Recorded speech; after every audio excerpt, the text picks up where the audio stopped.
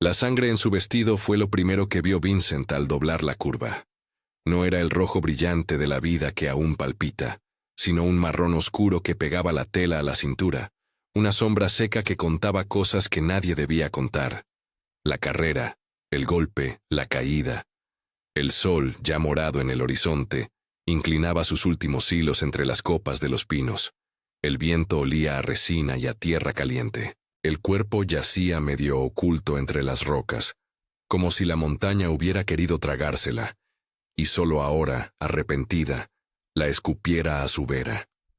Vincent la reconoció primero por la blusa de lino, de corte urbano, y demasiado fino para aquellas latitudes, y luego por el gesto que hacía, minúsculo, de intentar apartarse la sombra del rostro. El pelo, recogido con descuido, llevaba trozos de barro y hilos de hojas. Había algo en la curvatura de su boca, aún inconsciente, que tiraba de él con más fuerza que la mera compasión. Una dignidad a medias rota, pero no destruida. Nadie la buscaba. Nadie había gritado. Solo el monte y los secretos viejos de los hombres que pasan por allí. Se arrodilló sin pensar en la noche, en el frío que anunciaría la luna. Notó el pulso, rápido y débil. Notó el aliento que venía como de muy lejos. Le habló como quien trata con un animal herido. Palabras cortas, calmadas. La mujer abrió los ojos, brevemente, un parpadeo sin enfoque, y murmuró algo que Vincent no alcanzó a entender. Alzó la mano como si le doliera, como si sujetase un recuerdo que no quería dejar caer. No era la primera vez que cargaba un cuerpo hasta su cabaña, pero sí la primera vez que lo hacía con un peso tan quebradizo y una responsabilidad que calaba hasta los huesos. Él vivía solo porque así lo había elegido. La cabaña en el claro, la trampa en la línea, la rutina de un hombre que supo hacerse invisible para no deberle nada a nadie. Ahora la cabaña ampliaba su puerta para recibirla. El fuego que parecía eterno necesitaba otra razón para arder. La llevó entre sus brazos, cogiendo la tela manchada con cuidado. El camino de regreso fue una sucesión de sombras y pasos cautelosos. Cada tanto se detenía, apoyaba a la mujer sobre una roca y revisaba las heridas. Una contusión en la sien, arañazos en los brazos, un golpe en la costilla que la hacía gemir cuando respiraba. En aquel vestido roto, en los guantes que resbalaban, en la manera en que la barbilla se le hundía en la clavícula, Vincent vio lo que no quería. Alguien a quien era posible perder si no hacía nada. La cabaña olía a humo y a cuero. Encendió una lámpara de aceite que daba una luz amarillenta, como la de una vela solitaria. La acostó sobre unas mantas, quitó el barro con las manos, y al encontrar la sangre seca en su cabello, sintió un disgusto antiguo que lo llevó a la acción mecánica. Cortar, limpiar, vendar. El cuchillo chirrió al pelar la tela. La bisagra de la puerta crujió. Afuera el viento se llevaba murmullos de madera. No habló de su vida ni preguntó por la de ella. Hizo lo que debía hacerse. Sacó agua caliente. Preparó una infusión débil. Midió el whisky con cuidado y lo usó donde el olor a hierro persistía, como los hombres de su oficio sabían hacer. La primera noche fue un juramento de vigilias. Vincent no se permitió descansar en serio. Sentado en un taburete junto al fuego, con la sombra de la mujer dominando la estancia, contuvo el aliento cada vez que la respiración se hacía irregular. Le cubrió la frente con un paño frío, cambió las compresas, sopló en su cara cuando la fiebre la arrastraba a un vuelo tembloroso. A ratos, la escuchó murmurar nombres en voz baja, palabras en un idioma que le resultaba demasiado refinado para la montaña. Al amanecer, cuando los pinos se estiraron en una línea de aguja, la mujer abrió los ojos y por primera vez miró de verdad a Vincent. ¿Dónde? Fue lo único que dijo, como si buscara con la vista el trazado de su propia vida. «Estás a salvo», respondió él con su voz áspera de siempre. Había pocas formas de consolar una mujer que llegaba de ninguneadas muchas cosas. La suya era una de ellas, concreto, breve, firme. Ella preguntó su nombre. Él dio el suyo, torcido y sin adornos. Vincent Sawyer. Puso cuidado en nombrarla también, en darle un sitio dentro de aquellas palabras que tan poco hogar ofrecían. Ella dijo Elisa. Elisa Garrison. El nombre venía empañado por la niebla de la fiebre, pero cuando lo pronunció la primera vez, algo en la cabaña pareció alinearse. Vincent pensó en cómo las palabras dan forma a los cuerpos que habitan con ellas. Después del descubrimiento vino la decisión que cambiaría ambos caminos. Llevar a una desconocida a tu cabaña, curarla, alimentarla, vigilarla, actos pequeños que dibujan una frontera moral.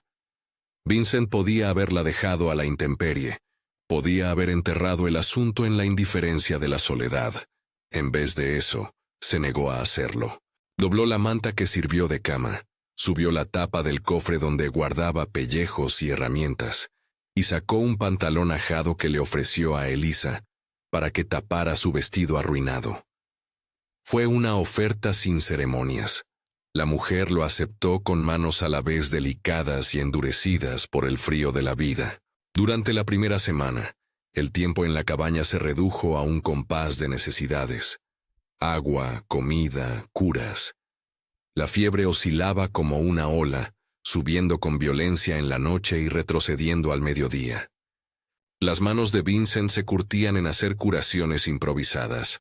Agua hervida y limpia, vendajes atados con nudos que aprendió a hacer para sujetar las heridas sin estrangular la piel, whisky usado como desinfectante en cortes profundos, caldos de hueso para recuperar fuerzas, trozos de pan remojado en leche para que la garganta, aún reseca por el polvo y la sangre, pudiera tolerar al menos un sorbo. Era cuidado práctico, sin grandes promesas, asentado en la paciencia. Vincent velaba con una rigidez que disimulaba su apuro con rutinas. Avanzaba por la casa sin pronunciar un exceso de palabras, pero con un lenguaje evidente. Frotaba la espalda de Elisa con paños, le purgaba la fiebre con compresas, le preparaba pequeños bocados que ella había de aceptar en cucharadas para no forzar el gesto. Las noches parecían eternas, llenas de temblores, sueños rotos y algún grito ahogado. En una de esas, al escucharla gemir con el nombre de alguien, Thomas, Vincent se quedó inmóvil. Era un nombre anclado en el pasado.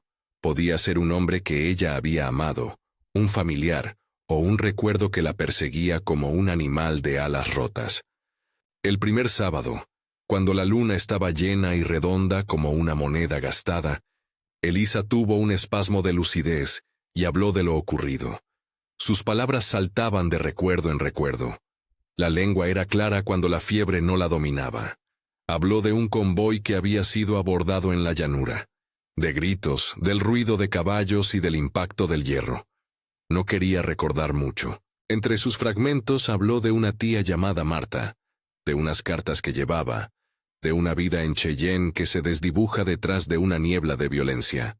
Vincent escuchó sin preguntar detalles que ella no desease dar. Su obligación estaba en curar, no en juzgar. Hubo algo que los unió más allá de las vendas. Los pequeños ritos de la cotidianeidad. Vincent, que acostumbraba a pasar las mañanas tallando piezas de madera para las trampas, encontró en Elisa a una oyente atenta en los ratos que ella no dormitaba. Ella, que en otra vida debió leer en salones de ciudad, pidió una hoja y un trozo de carbón que Vincent le proporcionó. Su caligrafía, cuando la fiebre lo permitió, era amable y precisa. Trazó en la madera nombres de cosas simples: miel, pan, gato.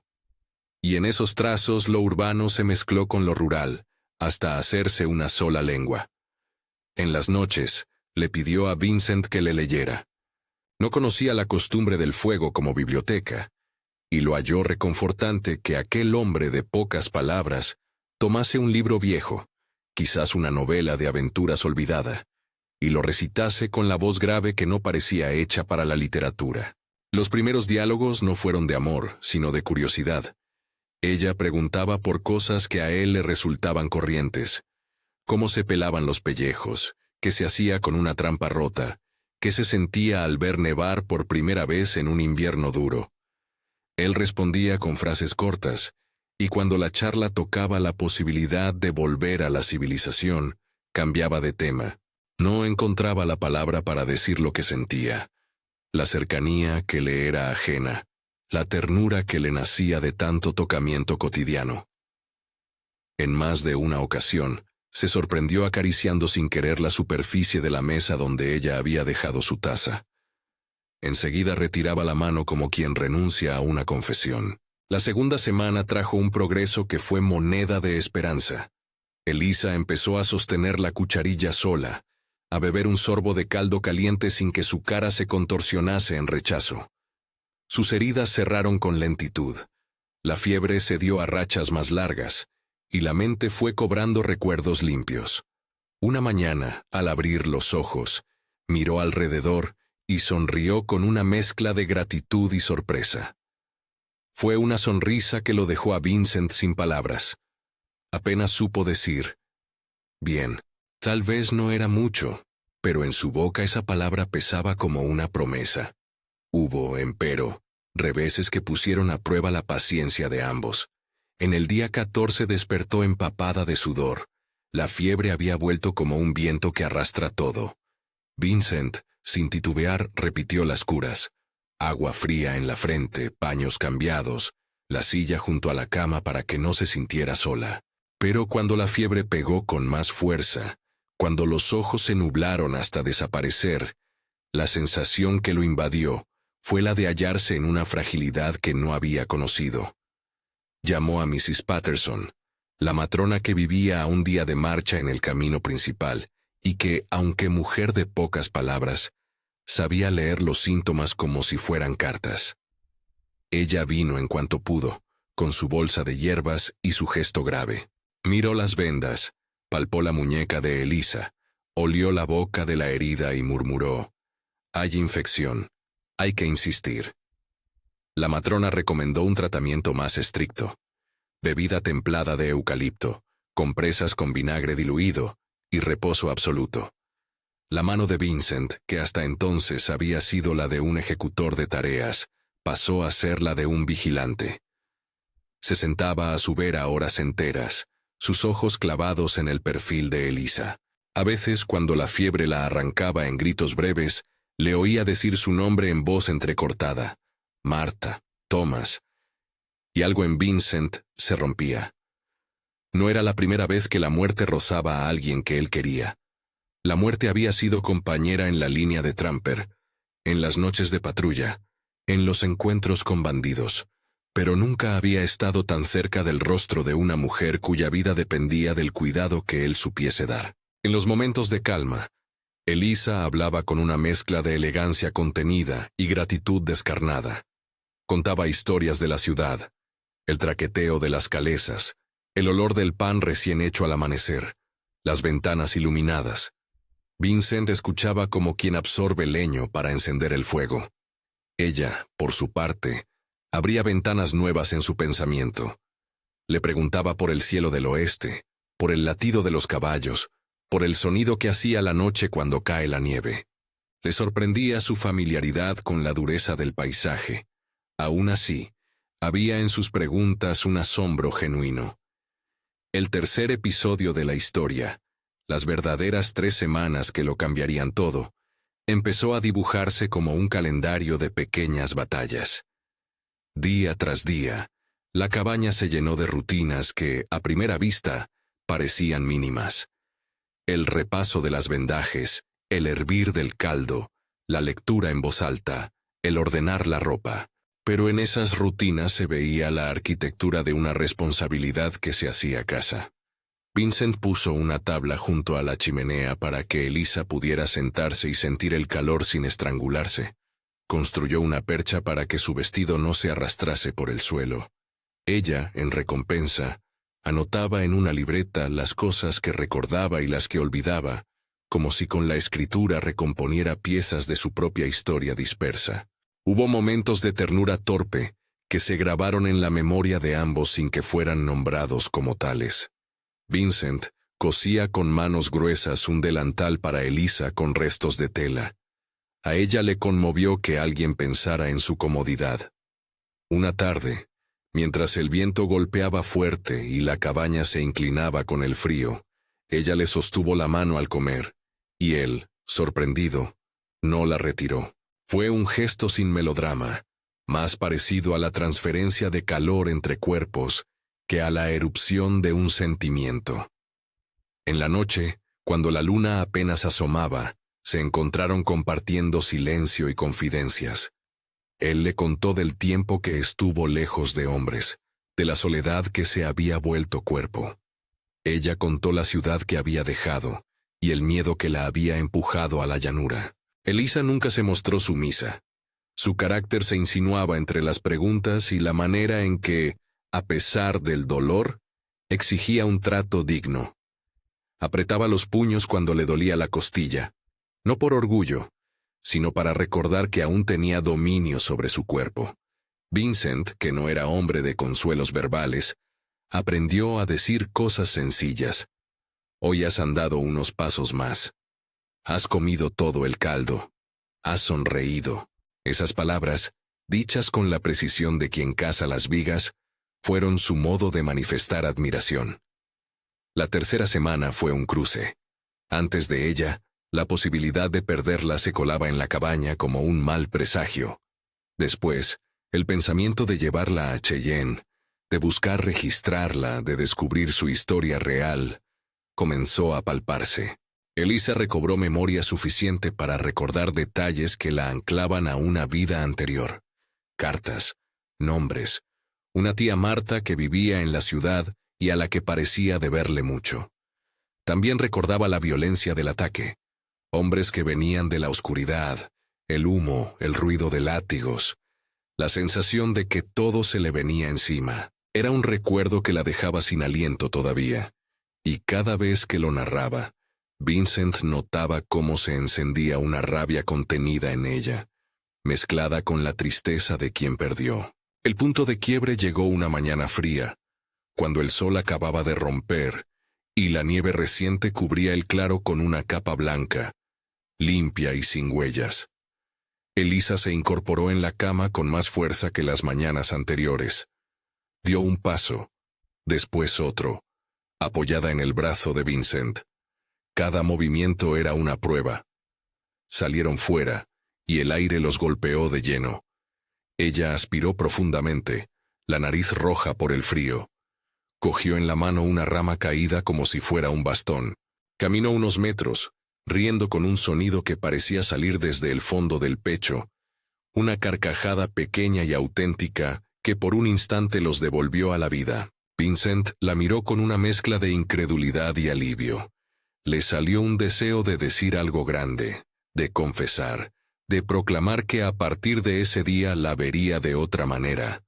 No lo hizo.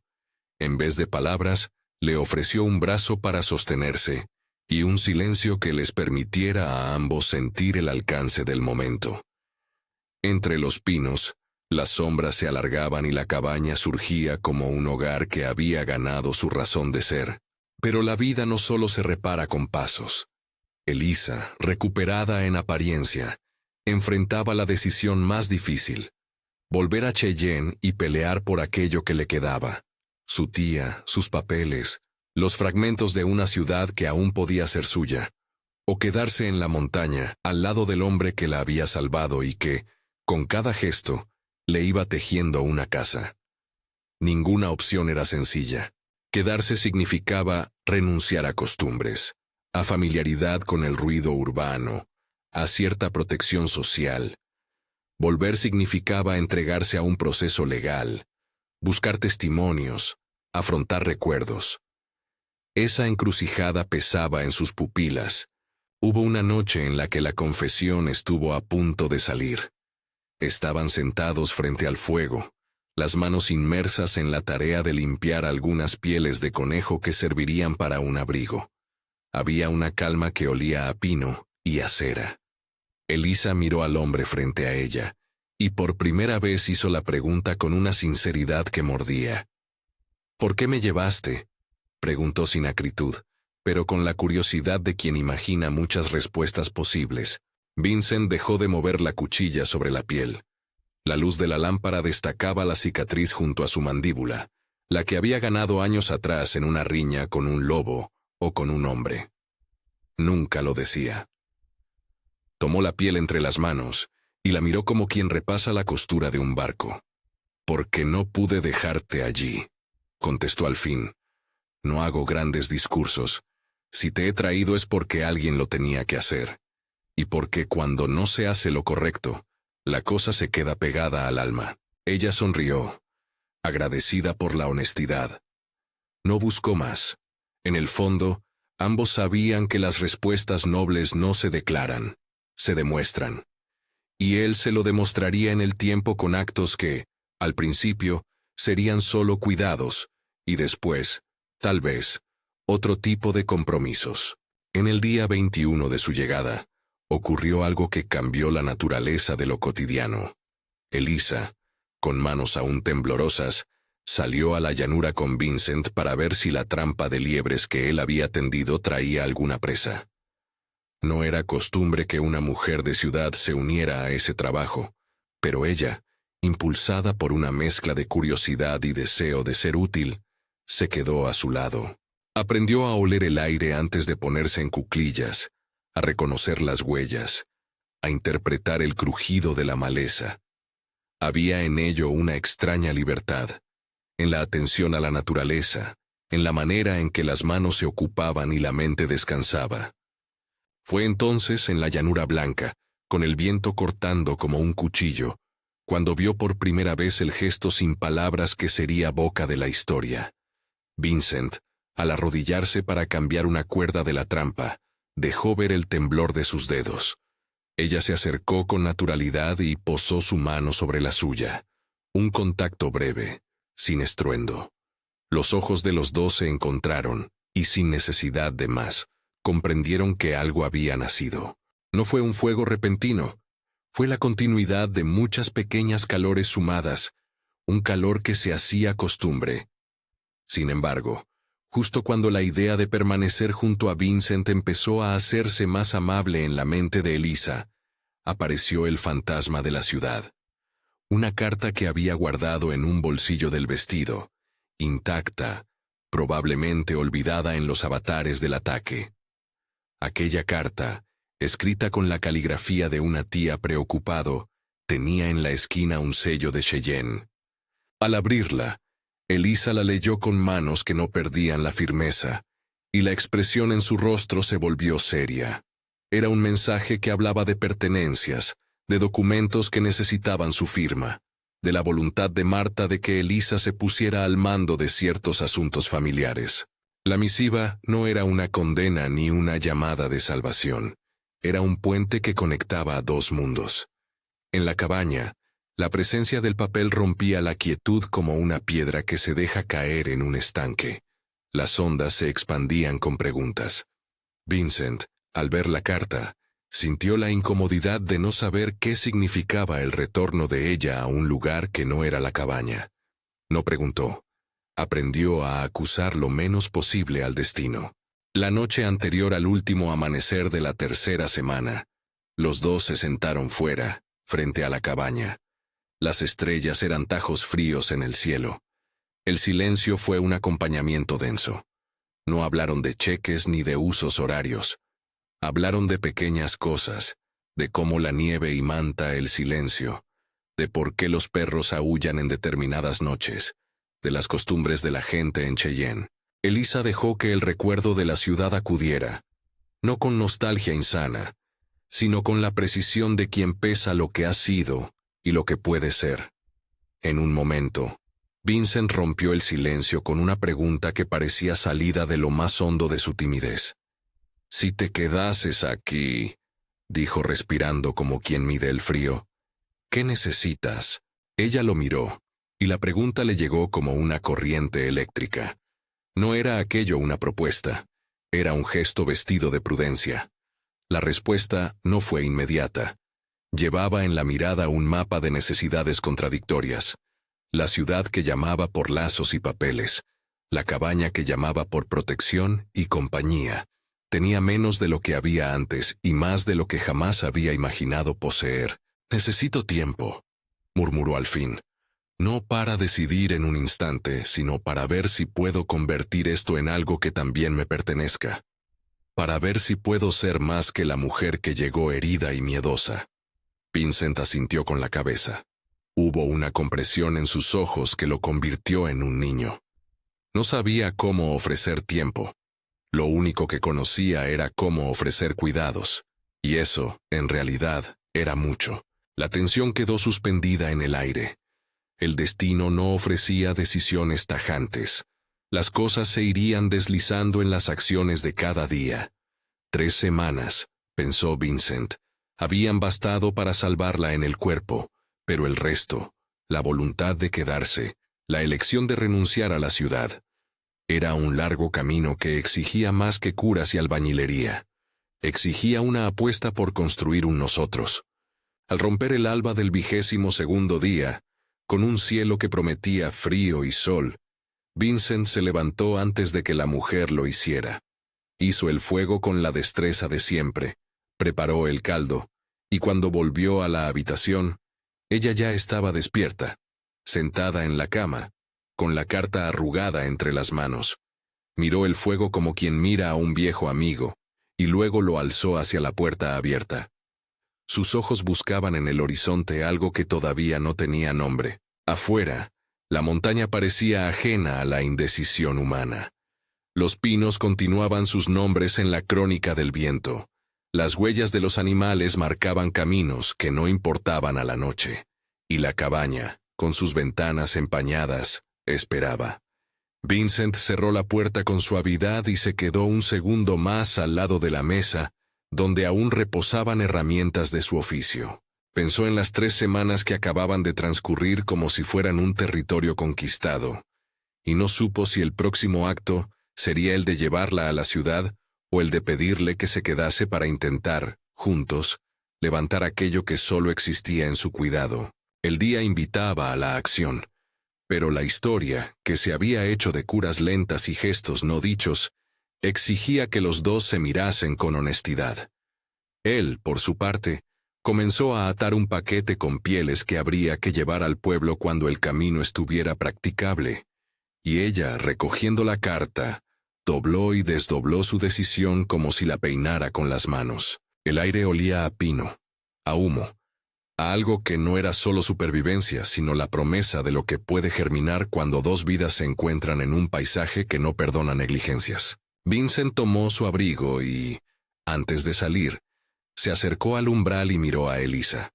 Había en su rostro una mezcla de expectación y temor. No dijo palabra. Solo puso su mano sobre la mesa, como si apoyase allí lo que tenía que ofrecer.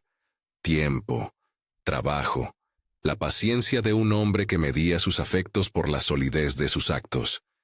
Ella lo miró, y por primera vez en mucho tiempo, se permitió no responder con palabras rotas. En vez de eso, le devolvió la mirada con la calma de quien sabe que la respuesta vendrá, no de una, sino de muchas mañanas. Cuando Vincent cerró la puerta tras de sí para ocuparse de las faenas exteriores, la cabaña quedó por un instante en silencio. Afuera, la montaña respiró su aliento frío. Adentro, la mujer que había llegado sin vida se sentó, y con manos que ya no temblaban como al principio, comenzó a coser un dobladillo en el vestido que no usaría. Era una labor práctica y a la vez simbólica. Reparar lo que la había llevado hasta allí y preparar algo que aún no sabía si estrenaría. La historia, nacida de una carrera bajo el sol poniente y un rescate en el filo de la tarde, se extendía ahora como un mapa abierto. 3 semanas habían pasado. En ellas, la vida fue devuelta a un cuerpo con paciencia y conocimiento.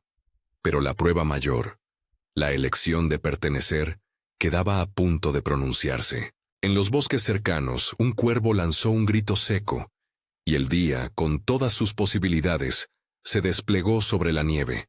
Si la montaña podía enseñar algo a los hombres, era a no precipitarse. Y acaso, en esa lección, residiera la medida verdadera del cuidado. Esperar a que el otro encuentre su propia respuesta, entre los silencios y el trabajo compartido. Si esta historia te está llegando al corazón, suscríbete y acompáñame en la playlist de Relatos de la Frontera. Hay más caminos que se cruzan y despedidas que terminan en hogares. Cuando Vincent cerró la puerta tras de sí, y la cabaña quedó de nuevo en ese silencio que solo rompería el crepitar del fuego y el paso del tiempo, Elisa se permitió un gesto pequeño y humano. Guardó la carta en el bolsillo interior de su blusa y volvió a coser, esta vez con calma deliberada. Cada puntada era un latido menos del pasado, cada hilo, una senda que atravesaba lo que había sido y lo que prometía ser. Fuera, la montaña clavaba su frío en los huesos y el mundo seguía siendo el mismo, indiferente a las decisiones de las personas. Dentro, sin embargo, algo había cambiado para siempre. Pasaron los días que siguieron como si fuesen provincias que conquistar, arreglos domésticos, la reparación de la chimenea, la limpieza de las herramientas y la lenta organización del viaje que sabían sería necesario. La carta de Marta requería una respuesta. La vida no admitía que los papeles quedaran eternamente sin sellar. Para Elisa, aquella hoja con tinta lejana representaba no solo deberes legales, sino la posibilidad de cerrar la herida que la había traído hasta Vincent. Para él, el viaje a Cheyenne sonaba a ruptura y, sin embargo, era la forma de asegurar que lo que allí naciese tuviese bases firmes. Así que, con la prudencia que les dio la costumbre de medir cada paso, acordaron partir antes de que el invierno apretase de veras. Prepararon un paquete con las pieles que Vincent debía vender y con la ropa que Elisa necesitaría. Mrs. Patterson, ubicada en el camino, prometió cuidar del rancho al que la cabaña había quedado anexa si surgía cualquier urgencia. Les ofreció además un frasco de ungüento, unas hierbas y un gesto que entendía como bendición. En la mañana de partida, la nieve brillaba con una insolencia joven, y el aire olía a madera recién cortada. Vincent ajustó las riendas con manos hábiles. Elisa, con la naturalidad que ya no le parecía impostada, cargó la alforja con la libreta donde anotaba sus recuerdos, la carta de Marta y un libro pequeño que había decidido llevar. No era su vida anterior la que debía quedar atrás, era la necesidad de que todo aquello tuviese orden. El trayecto a Cheyenne les llevó varios días. Atravesaron lomas, pequeños arroyos donde el hielo no había tomado completamente, y valles que abrían panoramas de soledad. Elisa miraba todo como quien relee una cartografía nueva. Vincent, atento al ruido de las herraduras, vigilaba el cielo. La ciudad, cuando se les apareció al fin, fue para ella una sorpresa mezclada. No era la metrópoli grandilocuente de las novelas, pero olía a pan, a brea y a ropa lavada. Había carros, voces y el bullicio de gente ocupada en existir públicamente. Vincent, que había conocido Cheyenne en otras etapas de su vida, llevaba en la mirada la distancia de quien reconoce pero no pertenece por completo. La entrada en la población fue modesta. Una calle principal de tierra, casas de madera pintada con colores que el invierno apenas admitía, una herrería donde el martillo golpeaba al compás del reloj invisible de la ciudad, y la iglesia con su tejado de tejas oscuras. ¡Marta! La carta había dicho Marta. Al buscar la casa, Elisa descubrió que la tía vivía en una casa más sobria de lo que imaginaba, con una veranda adornada por macetas que contenían plantas luchadoras de la sequedad de la región. La tía la recibió con manos grandes y ojos secos. En ellos se adivinaba la mezcla de reproche y alivio que se pone en quien cuida a una familia. La reunión con Marta fue serena, algo tensa y, en su propio pulso, necesaria. Hubo preguntas sobre papeles, sobre el convoy, sobre lo que quedaba por reclamar. Y hubo lágrimas contenidas que Elisa permitió como exorcismo de una noche larga. Vincent, que se mantuvo a una prudente distancia, fue saludado con cortesía fría. Marta lo midió con la mirada de quien quiere saber si su sobrina está en manos de un hombre decente. Él respondió con hechos. Explicó cómo la había encontrado, cómo la había cuidado, lo que sabía de los atacantes según la memoria de Elisa, ¿Y por qué había pensado que lo correcto era llevarla consigo? Marta, mujer práctica, no buscó discursos. Preguntó por la documentación y por el estado de la herida, por la posibilidad de denunciar lo ocurrido y por la seguridad de su sobrina. La burocracia y la protección social aparecieron como contingencias que exigían pasos y firmas. Todo aquello, para Vincent, tenía un aroma extraño, la certeza de que el papel puede tanto ordenar como desordenar. Al cabo de unos días de gestiones imposibles de acortar, vino la idea de formalizar algo que, en el monte, ya funcionaba como unión. Casarse. No era un arreglo romántico impuesto por el momento. Más bien se trataba de asegurar legalmente lo que los dos habían ido construyendo con las manos. Marta fue la primera en proponérselo sin ceremonia, con esa severidad que alberga el cuidado familiar. Regístrense, para que no haya dudas. Elisa asintió con la cabeza. Vincent, sorprendido, balbuceó una aceptación que sonó más por respeto que por estrategia. La boda fue breve y humilde. En la pequeña iglesia de Texas, el cura, un hombre de voz cálida y mirada que había visto demasiadas despedidas, ofició una ceremonia concisa. No hubo grandes flores ni invitados exuberantes. Marta, una señora que conocían de la posada, Mrs. Patterson, que había llegado desde el camino principal, 2 comerciantes de pieles y el juez de paz fueron testigos. Vincent, de pie frente a Elisa, sintió un vértigo que no supo nombrar. Ella, con un sencillo vestido limpio y el dobladillo recién remendado, lo miró con los ojos que la habían salvado de la noche. No hubo grandes promesas. Hubo compromisos en forma de gestos, el ofrecimiento de manos ásperas y la aceptación de una mirada que lo decía todo. Cuando el cura les declaró marido y mujer, el sonido no fue coral, sino íntimo, como el crujir de una madera que cede y se acomoda. El regreso a la cabaña, ahora como cónyuges, tuvo algo de viaje inaugural. La nieve había engrosado, el viento pegaba con menos piedad, pero dentro del carro, junto a las pieles, hubo una placidez nueva. 2 cuerpos que habían aprendido a protegerse se descubrían aliados oficiales. La gente del camino los saludó con curiosidad discreta.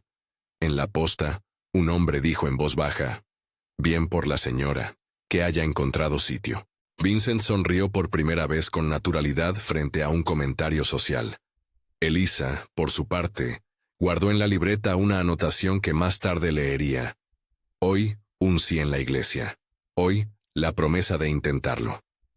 De vuelta, la vida que siguió pareció un largo taller de reparación y creación. Empezaron por ampliar una habitación y reforzar la chimenea. Luego, por la cosecha de verano, montaron un pequeño huerto cerca del curso de agua. Vincent retomó su traplín, pero no las noches de aislamiento prolongado.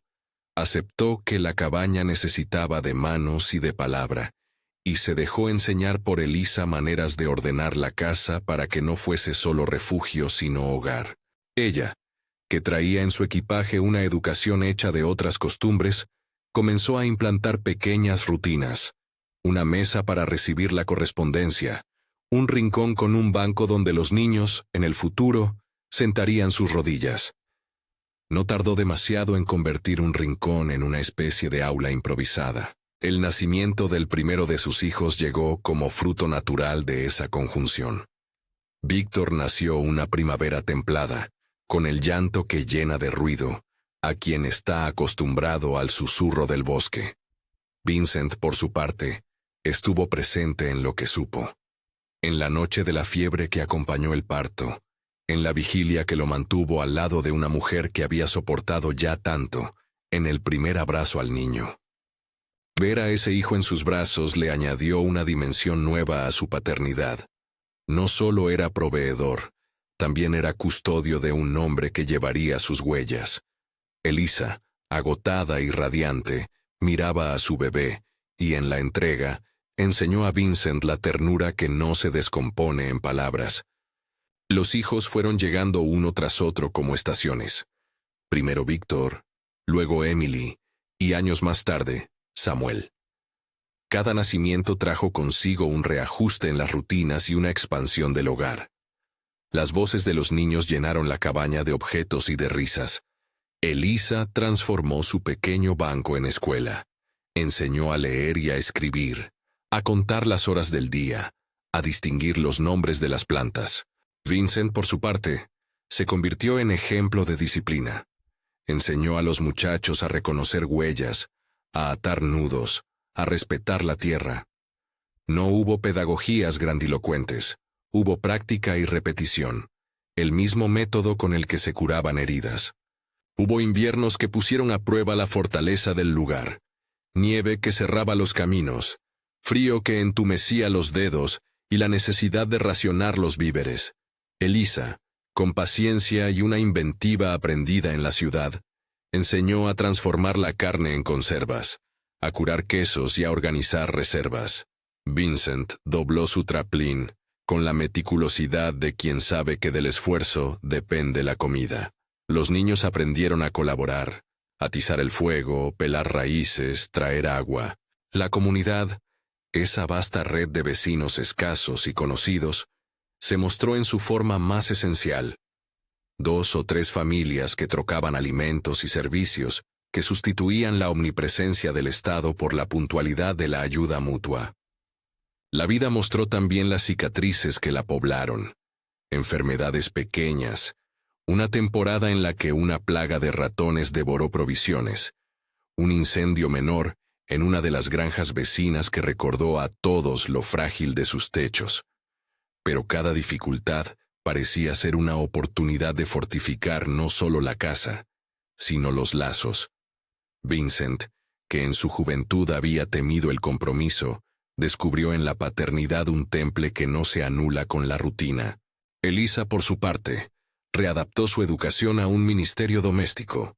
Sus lecturas se convirtieron en lecciones, y su elegancia antigua se transformó en forma de disciplina y de cariño. Hubo en la vida cotidiana gestos que iban articulando, sin aspavientos, el amor que crecía. Vincent trayendo del arroyo una piedra lisa para apoyar la olla, Elisa cosiendo un parche en la chaqueta de su marido y dejándole, dentro, una nota con una frase que solo él leyó. Una tarde en que Emily cayó en la nieve y Vincent, con su instinto, la levantó y la secó en silencio, como quien no quiere dramatismos. No todo fue luz. Hubo también discusiones, malos entendidos, la tensión de 2 caracteres que aprendían a ceder. Pero esas grietas, lejos de romperlos, ofrecían nuevas asideras para comprenderse. Con el paso de los años, Vincent vio cómo su cuerpo se marcaba con arrugas en la frente y con canas que le salpicaban las sienes. Sus manos, que habían sido siempre fuertes, perdieron algo de firmeza, pero no de habilidad. Elisa, por su parte, mantuvo una compostura que le daba autoridad. La lectura la había convertido en un faro en la comunidad. Enseñaba a los niños del lugar en la escuela que organizó un día en una sala compartida. Leía cartas para los vecinos que no sabían interpretar la caligrafía y actuaba como puente entre la esfera doméstica y la ciudad. Su nombre, el que hizo que Vincent dejase de ser solo un hombre de la cabaña, se pronunció con respeto en la pequeña comarca. Los hijos crecieron, llevaron sus caminos y en ocasiones regresaron.